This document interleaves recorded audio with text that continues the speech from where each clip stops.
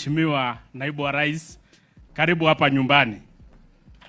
Hapa ni nyumbani.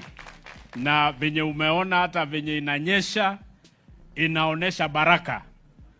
Na kwa sababu siku ya leo tu ni ya kanisa, tungetaka pia tukukaribishe siku ingine.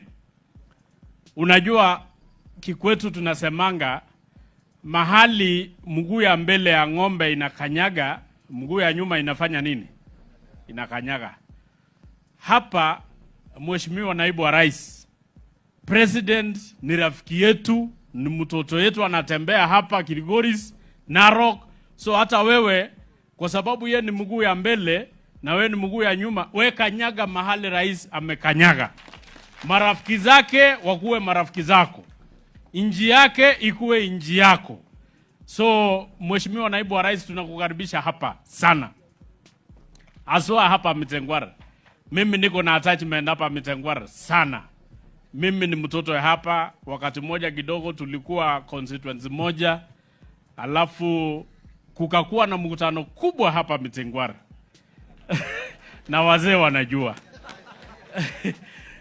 Najua mimi huwa nalinganisha na ile hadithi ya Samson wakati alikuwa anaenda Engabuti, akapatana na simba, akaua simba, alafu akaenda akarudi, kurudi akapata iko asali.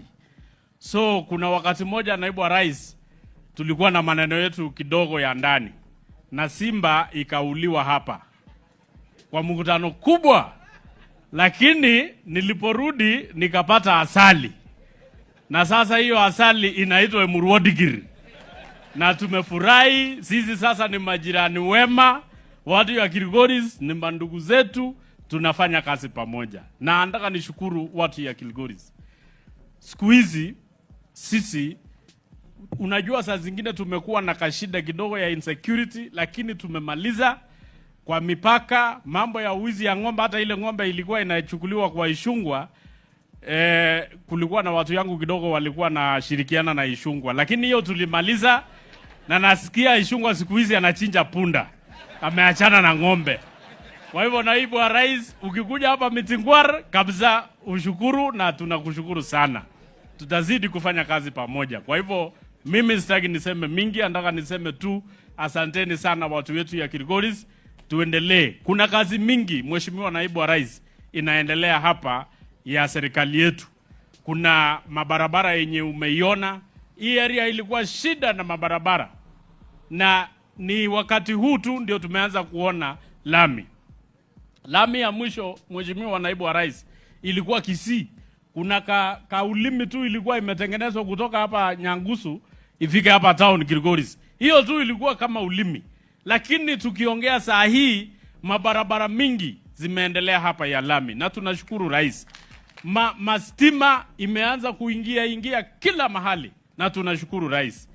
Pia kuna masoko na manyumba inaendelea kujengwa area hii. Kilgoris town tunajenga, mnatujengea soko kubwa kama vile mnatujengea huko Dikir. Manyumba pia hapo Rais atakuja kuanzisha, na tunakuomba kuna mahostels yenye pia serikali yetu Mheshimiwa Naibu wa Rais imetuwekea pesa, na tutakuomba hata kwa sababu kazi kubwa Rais anaifanya, wewe upate nafasi ukuje ulaunch hizo mahostels na masoko, ndio watu waelewe kwamba serikali yetu inafanya kazi. Kwa hivyo Naibu wa Rais, tunakushukuru, tunakukaribisha. Ukitembea hapa pia ujue kuna mtoto mdogo ama bibi mdogo ya Kilgoris ambaye inaitwa Emurwadigiri, pia utembee huko. Kwa hivyo sitaki niseme mingi kwa sababu bado tuko na mashughuli mingi mingine. Tunataka kukushukuru, tunataka kushukuru kanisa, tushukuru Mwenyezi Mungu. Kanisa ya Mwenyezi Mungu, tuombee nchi yetu ikuwe na amani. Tunasikia watu wengine wanajaribu kukoroga amani iliyopo Kenya hii. Na nilisikia juzi watu wenye wanajua hata mambo ya security ya nchi yetu wakisema hiyo maneno mnasemanga Ruto must go sio kitu mzuri, na sio ati tu kwa sababu ni neno. Nchi yenye tumeona marais wakifurushwa hawajawahi pata amani mpaka wa leo. Tuanzie Libya, mahali waliua rais, iko na amani. Tuende Egypt, nchi yenye ilikuwa na amani, iko na amani. Tukuja hapa Somalia, mahali walivurusha rais. Somalia tuko na watu wengi wa Somali wanaishi hapa Kenya, hata Ethiopia tuko na Kakuma, mahali watu wengi sana hawajui makwao.